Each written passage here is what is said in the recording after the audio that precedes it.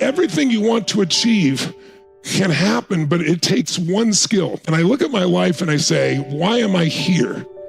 And the answer is decisions, not conditions. I had pretty lousy conditions. I grew up in a really tough environment. We had no money. At times we had no money for food. But there were certain things along the way that I was fortunate enough or had the grace to decide that, God, the universe, and then I did my part too, led me in a direction. It didn't happen overnight. This is not a let's get rich quick scheme. Like tomorrow you're going to make $10 million. It doesn't work that way. But what it does work is if you learn to do a little thing and you do a little better, because of technology, you can scale things now.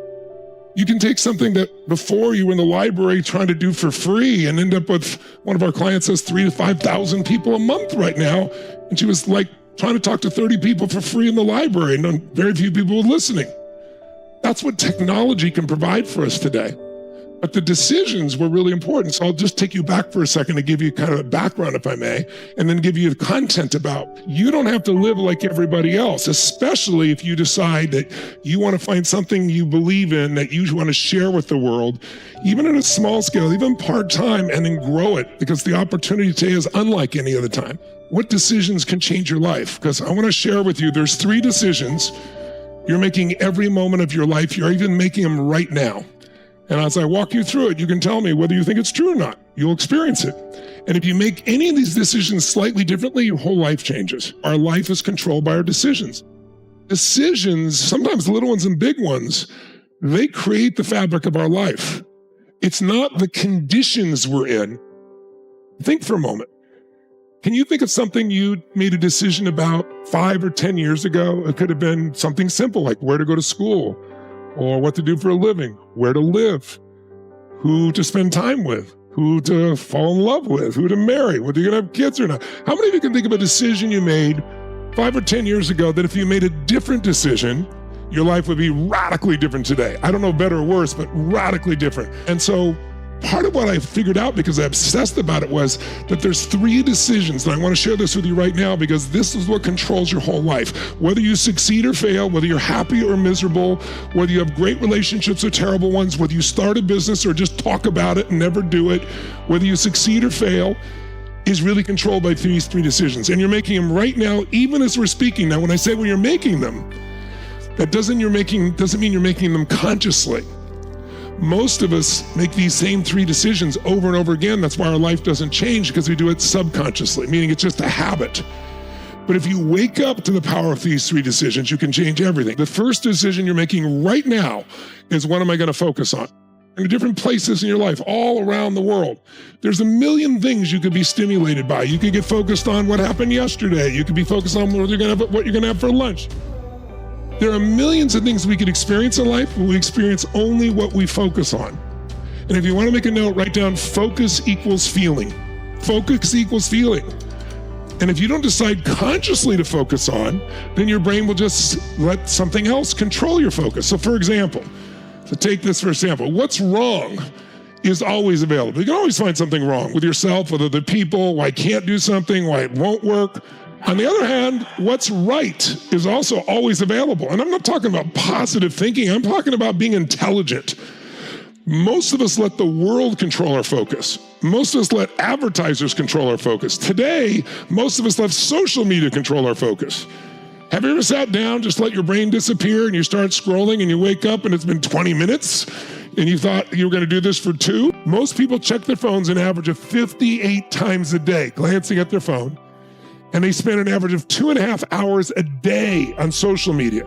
That's 16 hours a week. That's 67 hours a month. And if you're not spending 2.5 hours, someone else is spending more. Whatever you focus on, you feel. Have you ever done this? How many of you have ever been freaked out about something, worried about something? You're focusing something, imagining it happening, and you feel all the pain right now, and you think about it over and over again, and then it never happened. In fact, some people, there's not something wrong in their life, so they think about crap that's happening in other people's lives and focus on that and feel worried.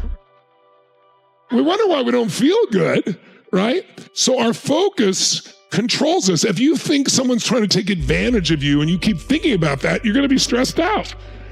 And by the way, have you ever had someone tell you something Like, oh, so-and-so said this about you. And you went, no, they're my friend. They never did. No, they really did. And then after a while you go, maybe they aren't my friend, man. I can't believe this. You feel hurt. Maybe even confronted them. How could you have said this? And then you find out it's not what they said. You're upset about something that wasn't real. Our focus controls our life, but most of us don't control our focus.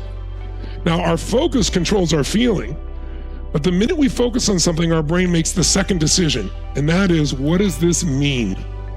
Our brain has to know, is this a threat? Is this an opportunity? Can I move forward or pull back? And so it gives it a meaning very quickly. Is this the end or the beginning? Is this person dissing me? Is this person challenging me? Is this person coaching me? Or is this person loving on me? If you think the person is dissing you, you're gonna have a very different response than if you think they're loving you. And whatever decision you make of what things mean, it fixes and shapes how you feel. If you think this person is, trying to diss me, this person disrespecting me, you're gonna probably feel angry or hurt, right? If you think this person is coaching you, you might lean in. If you think the person's loving you, you might feel grateful. And most of us don't control our meaning. We automatically see something, we've been trained to give it a meaning, and we have that meaning. And the media does that all the time. Media people, by the way, aren't bad. Why is so much of the media negative all the time? Why does it have the worst point of view? Because they know there's a bias in the human brain. It's a survival bias that says we respond more to fear and pain than we do to pleasure. If you doubt it, think about this.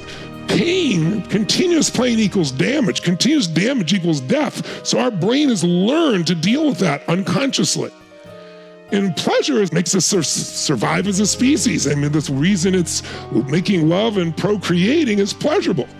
But if you're not sure which one's more powerful, imagine you're procreating and then something threatens your life, and notice where your attention goes, right? It's gonna go to what you're afraid of. So in the media, if it leads, it bleeds is a phrase that they always use in the media. It's like, if I can jolt you, the purpose of media today is not to educate you or inform you, right? It's to jolt you, because that's what's gonna make you pay attention. They get paid when you pay attention. When you click on that, that's why I have clickbait, where it's not even what it really says. Something upsets you, something excites you, something get you, they get your attention.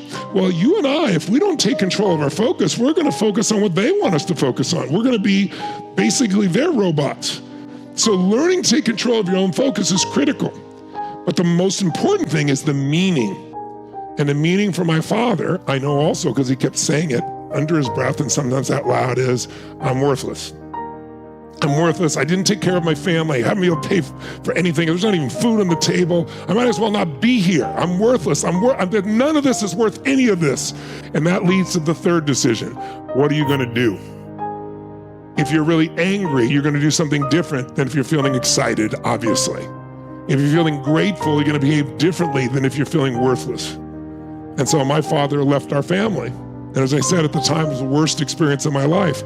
But it made me come up with some different answers. I thought, what was the meaning for me? We all get what we have to have. Some have to succeed, some have to survive. And I thought, I've always gotten what I had to have, like the food I needed or cover the basic thing I need. When I had to do it, I found it. What if I just raised my standard, what I have to do? How you could actually create some freedom in your life, how you could do some things that are really meaningful, and that it doesn't matter where you are if you think you have nothing to share. We all have some problems that we've solved, some challenge, or we know somebody who has. And why is that so important? Because I grew up in a very tough environment. I thought we lived in a relatively upper middle class family, but we were on the other side of the tracks. We were the poor family, literally by the railroad tracks. The train would come by and shake the building multiple times in the day. But honestly, it was a very low class economic place. I just had nothing compared to. And we were the lowest of the low. And my father always said, no one cares about anybody else but themselves. And I believed it because it really looked like it where we lived. We were treated like crap. We were looked down on. It was rough. But on this day, my brain got new evidence. It's what changed my life. I knock at the door. I open the door and this giant guy is standing there and he's got a bag of groceries in each hand. And then he had an uncooked frozen turkey on the ground in an empty pot. And he said, is your father home? And I said, just one moment, right? Somebody delivered this food for my family and they didn't even want credit. They saved my family on Thanksgiving. They didn't want credit. Strangers do care. And that made me make a decision. I need to care about strangers. That's why I'm here today.